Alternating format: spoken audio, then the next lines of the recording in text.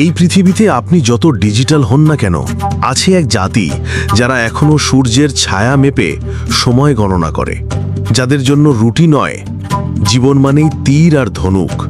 তারা এখনো অরণ্যকে মা মনে করে আর আকাশে ঈশ্বর খোঁজে। এই মানুষগুলো হাডজা ট্রাইব, তানজানিয়ার পূর্ব আফ্রিকায় বসবাসকারী পৃথিবীর শেষ দিকের আদিম শিকারী সংগ্রাহক সমাজ। হাডজা জাতি বসবাস করে তানজানিয়ার লেক আইয়াসি অঞ্চলে। তারা এক জায়গায় থাকে না, ঘুরে বেড়ায়। গাছের ফল, মধু, বন্যপ্রাণী শিকার করে খায় এবং জল যেখানে, জীবন সেখানেই। তাদের কোনো জমির মালিকানা নেই, কোনো বাড়ির দেওয়াল নেই। তাদের আকাশী ছাদ আর ভূমি তাদের পৃথিবী। হাডজা ভাষা একদম আলাদা। তাদের ভাষায় রয়েছে এক ধরনের ক্লিক বা টকটক শব্দ, যেটা আর কোনো আধুনিক ভাষার সঙ্গে মেলে না। সা কোকা কোকা, অর্থাৎ আসো চল যাই শিকারে।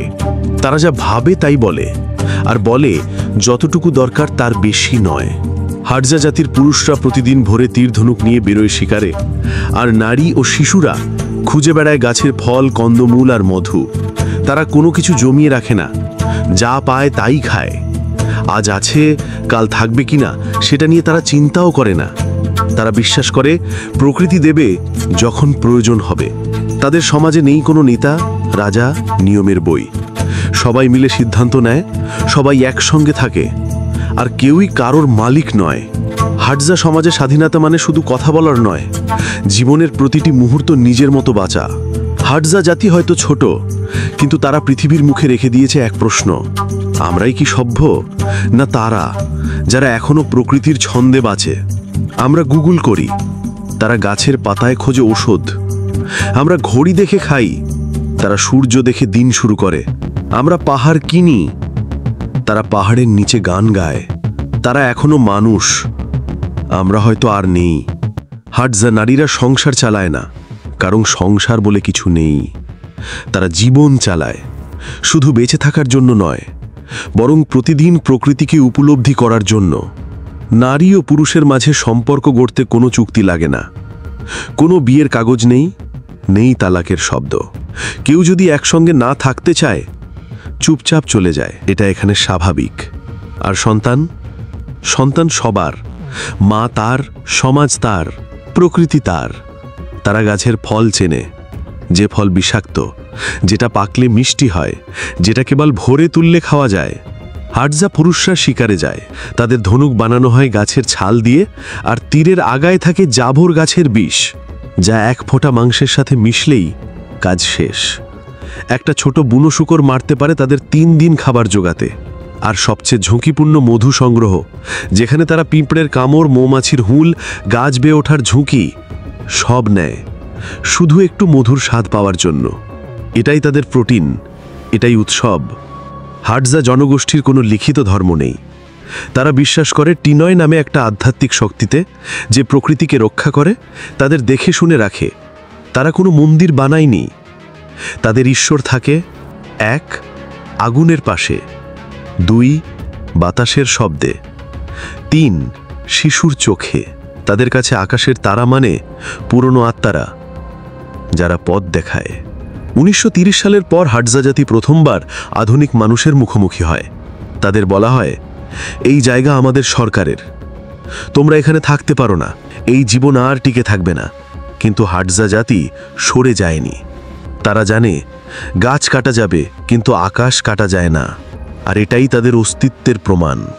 বর্তমানে হাডজা জনসংখ্যা মাত্র 1200-র মতো। তাদের ভূমি কমে এসেছে, তাদের আদিম শিকারের জায়গায় চলছে ট্যুরিজম, চাষাবাদ আর পেট্রোল কোম্পানির খনন। কিন্তু তবুও তারা বাঁচে। প্রতিদিন সূর্য উঠলে তারা তীর নিয়ে বেরোয়, প্রতিদিন গাছের ছায়ায় তারা গান গায়। তারা আজও বিশ্বাস করে আমরা শেষ হব না, আমরা পরিবর্তিত হব না। হাডজা জাতির দিকে তাকিয়ে আপনি বুঝতে পারবেন, বেঁচে থাকাটা কেবল খাওয়া, পড়া আর ঘর বানানো নয়।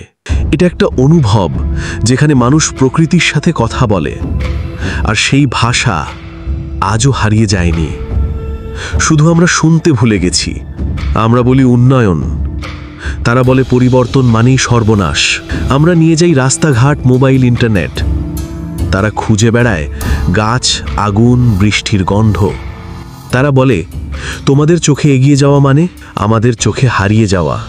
হাটজা জাতির আশেপাশে এখন গড়ে উঠেছে রাস্তা, দোকান, সরকারি স্কুল, এনজিও অফিস। তাদের ছেলেমেয়েদের দেওয়া হচ্ছে আধুনিক পোশাক, শেখানো হচ্ছে ইংরেজি অক্ষর, আর হাতে তুলে দেওয়া হচ্ছে মোবাইল ফোন। প্রশ্ন জাগে, এটা কি উন্নয়ন নাকি এক গভীর মুছে ফেলা? একটা সময় হাটজা বাচ্চারা শিখত কোন গাছ বিষাক্ত, কিভাবে মৌমাছিকে না মেরে মধু তোলা যায়, রাতের তারা দেখে পথ চিনে নেওয়া যায়। এখন তারা শেখে ওয়াইফাই কিভাবে কানেক্ট করতে হয়, প্লাস্টিকের বোতলে পানি রাখা যায়, এক্সচেঞ্জ করে মধুর বদলে সিগারেট নেওয়া যায়। এই পরিবর্তন ধীরে ধীরে মুছে দিচ্ছে হাজার বছরের উত্তরাধিকার। সরকার আর এনজিও তাদের দিতে চেয়েছে আর্থিক স্বাধীনতা। তাদের বলা হয়, তোমরা মধু বিক্রি করো, ফল বিক্রি করো, তীর ধনুক বানাও, আমরা কিনে নেব।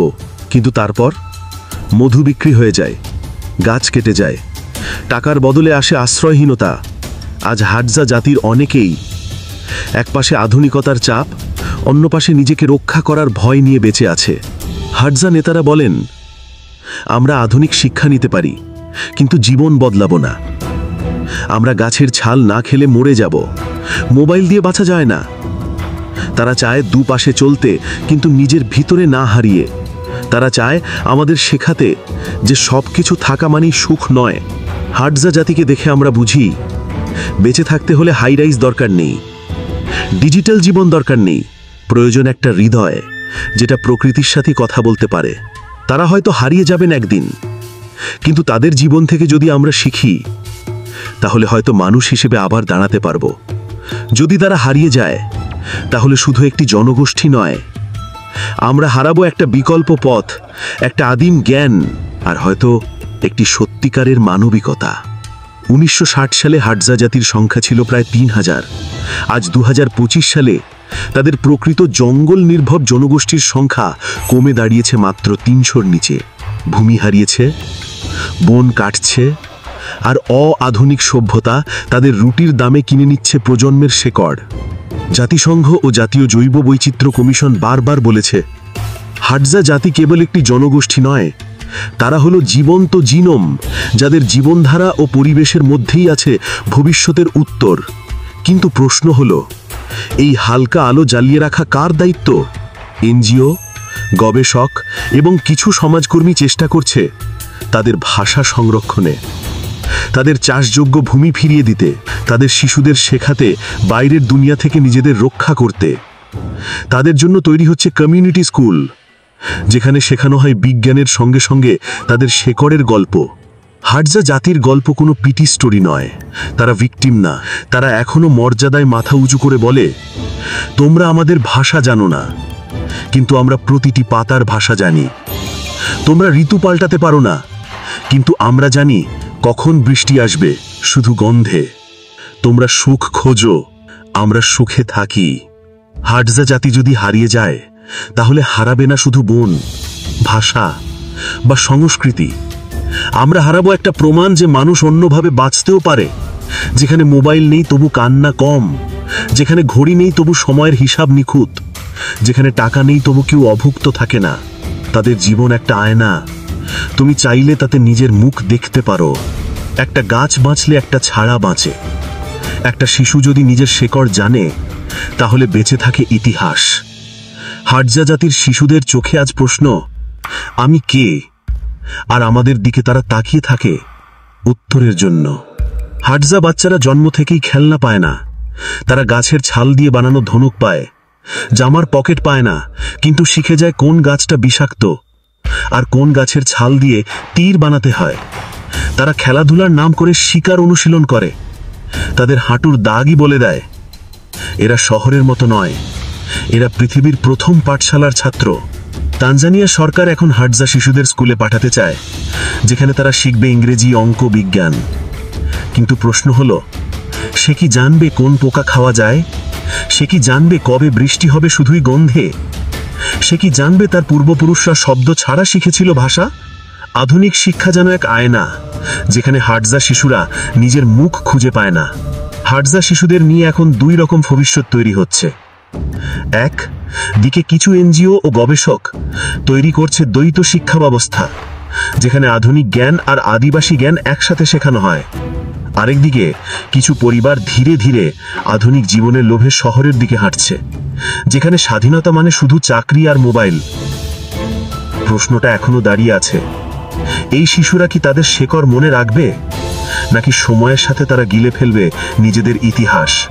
হাটজা শিশুদের জীবন দেখলে তুমি বুঝবে, তাদের প্রতিটা প্রশ্ন নতুন নয়, কিন্তু সেই প্রশ্নের উত্তর তারা নিজেরাই খোঁজে। তারা শেখে দেখে, তারা জানে অনুভব করে।